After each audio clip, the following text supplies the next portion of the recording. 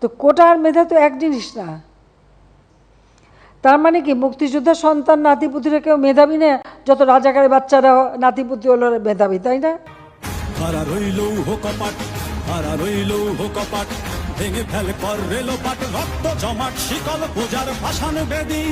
ওরে ও তরুণ ঈশান, ওরে ও তরুণ ঈশান, বাজা তোর প্রলয় বিষান, ধ্বংস নিশান উড়ুক প্রাচীর প্রাচীর ভেদি। হারা রইল কপাট, হারা রইল কপাট, ভেঙে ফেলে কর রেলো পাট, রক্ত জমাট শিকল পূজার ভাষান বেদি। ওরে ও তরুণ ঈশান,